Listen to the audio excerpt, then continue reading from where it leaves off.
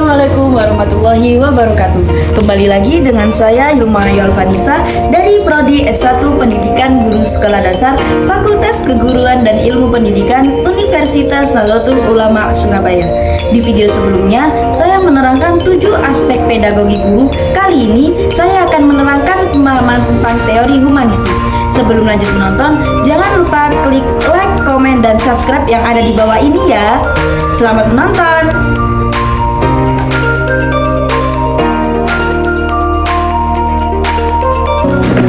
Baik, yang pertama yakni pengertian teori humanistik. Secara garis besar, teori humanistik adalah sebuah teori belajar yang mengutamakan pada proses belajar bukan pada hasil belajar. Teori ini mengembang konsep untuk memanusiakan manusia, sehingga siswa mampu memahami diri dan lingkungannya sendiri.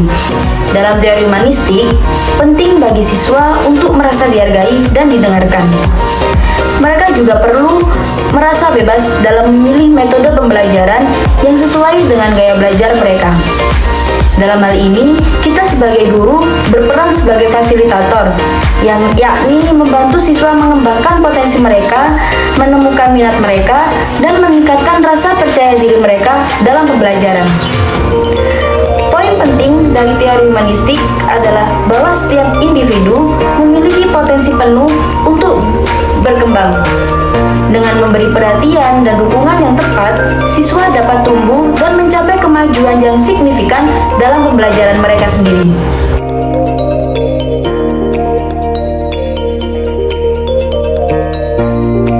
Selanjutnya yakni kelebihan teori humanistik. Yang pertama, meningkatkan motivasi intrinsik. Apa sih motivasi intrinsik itu? Motivasi intrinsik yaitu motivasi yang berasal dari keinginan dan kepuasan pribadi dalam belajar. Pendekatan ini menekankan pentingnya memberikan otonomi dan tanggung jawab kepada siswa, yang dapat meningkatkan rasa keterlibatan, minat, dan memotivasi mereka. Yang kedua, pembelajaran berpusat pada siswa. Pendekatan humanistik memposisikan siswa sebagai subjek aktif dalam proses belajar. Guru berperan sebagai fasilitator dan mendukung siswa dalam mengembangkan pemahaman, keterampilan, dan pemecahan masalah. Ini membantu siswa untuk mengambil tanggung jawab atas belajar mereka sendiri. Dan yang terakhir yakni pengembangan keterampilan hidup.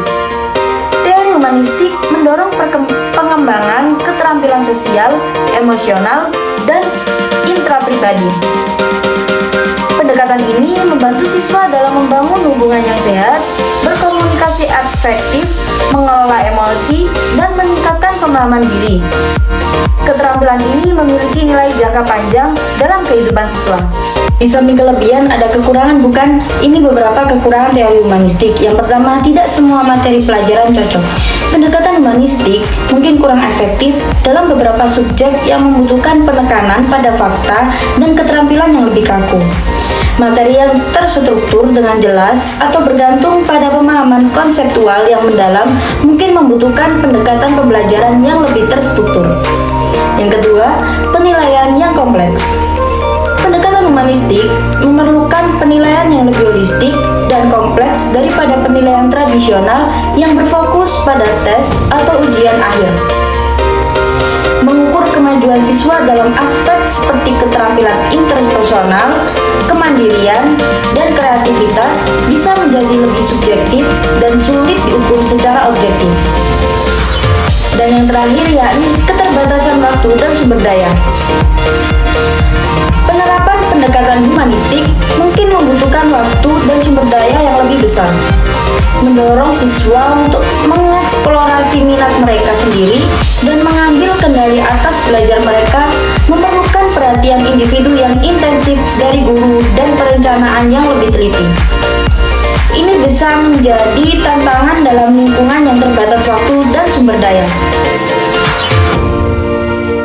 Dan pembahasannya terakhir yakni contoh penerapan teori humanistik dalam pembelajaran. Yang pertama, menerapkan metode Schooling Santai. Jadi metode ini tuh berpusat pada siswa. Kita hanya sebagai fasilitator memberikan kendali aktif atau kesempatan yang banyak untuk menyampaikan opsi, pendapat, dan saran kepada siswa terhadap apa yang kita ajarkan. Dan yang kedua, penggunaan alam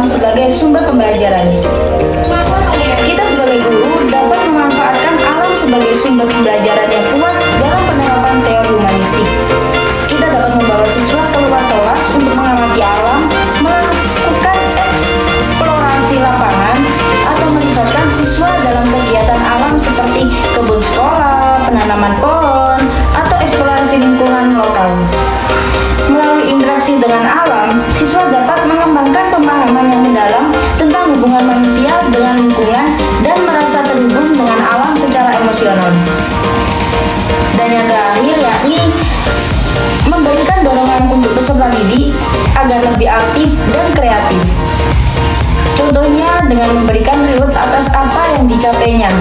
Itu akan membuat siswa lebih termotivasi lagi dan lebih berkembang